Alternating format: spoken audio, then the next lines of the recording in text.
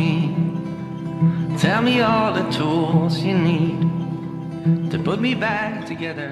On entend souvent dire qu'il faut mieux brûler des feuillus plutôt que des résineux.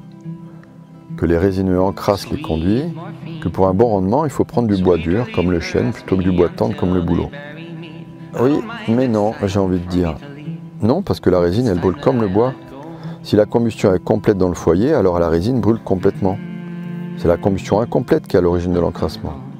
Brûler complètement du résineux, ça pose aucun problème. Pour le rendement, on dit que le bois dur brûle plus lentement, qu'il restitue plus de chaleur, qu'il a un pouvoir calorifique plus élevé. Mais dans le cas d'un poêle de masse, il faut justement du bois qui brûle vivement avec des grosses flammes. Et le bois tendre comme les résineux ou le bouleau, c'est parfait pour chauffer la masse dans son épaisseur. Donc tout est relatif.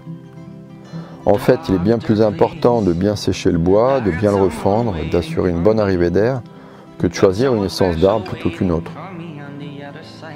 Question odeur, c'est encore relatif, c'est une question de goût.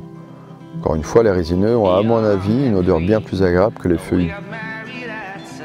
Et puis les résineux, ils ont tendance à craquer, ce qui ajoute quand même un peu à l'atmosphère autour du feu. Ouais, j'avoue, j'ai un petit faible pour les résineux. Non seulement je les trouve plus intéressants, mais je les trouve aussi plus beaux que les feuillus. Et en hiver, c'est pas difficile, un feuillu, ça ressemble à rien. Alors que les résineux, sous la neige, c'est tout un spectacle. Les résineux sont bien plus intéressants pour plusieurs raisons. La résine, dont on disait qu'elle pouvait encrasser les conduits. En fait, c'est un produit miracle. La résine, elle soigne l'arbre de ses blessures, le protège du froid. Et récoltée, elle peut être utilisée comme antiseptique. Chauffée, on peut en faire des bougies, des bonbons, des savons, de la colle même. C'est encore cette résine, de pin cette fois, qui produit de la térébenthine et par distillation l'essence de térébenthine. Mais c'est surtout cette résine, une fois fossilisée, qui donne une gemme organique extraordinaire. Cette pierre qui flotte, qui brûle, qui attire les objets. L'ambre. Et d'ailleurs, elle provient à 90% de la Russie, de la région de Kaliningrad précisément. Les aiguilles aussi ont de multiples utilisations, comme combustible pour générer l'électricité.